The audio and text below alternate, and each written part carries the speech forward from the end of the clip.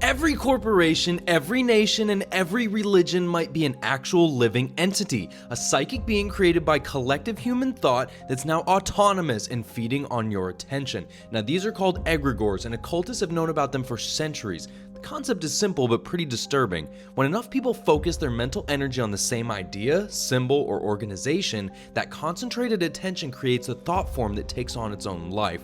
Now, here's how it works. Imagine a million people thinking about McDonald's every day. They see the golden arches, they crave the food, they associate it with specific feelings and memories. Now, all that mental energy doesn't just disappear. Occult theory says it coalesces into an autonomous psychic entity that exists on the astral plane.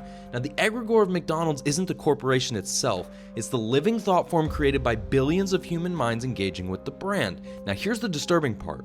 Once it's strong enough and it starts influencing back, it really makes you think about it. It generates cravings. It defends itself by making people want to spread its symbols and ideas.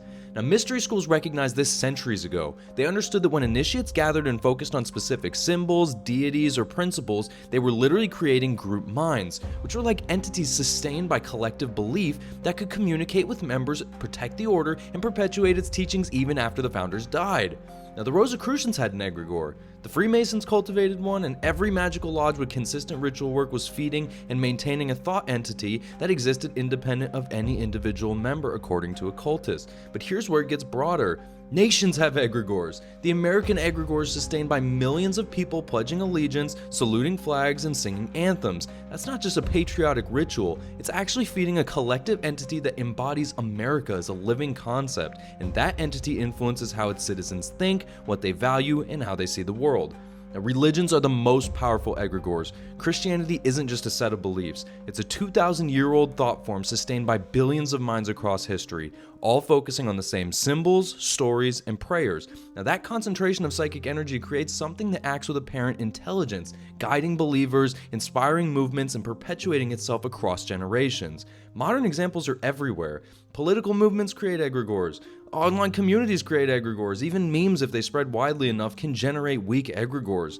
Autonomous thought patterns that want to replicate themselves through human minds. Now, the key characteristic of an egregore is that it has its own survival instinct. It's not conscious like a human, but it behaves as if it wants to persist. It influences people to spread its symbols, repeat its ideas, and recruit new believers. The stronger the egregore, the more autonomously it operates. Now, chaos magicians deliberately create egregores as a technique. They design a symbol, assign it specific attributes, and then get groups of people to focus on it through ritual. Now, after enough sustained attention, the egregore awakens. Members start receiving insights from it, feeling its presence, watching it influence events in ways that seem impossible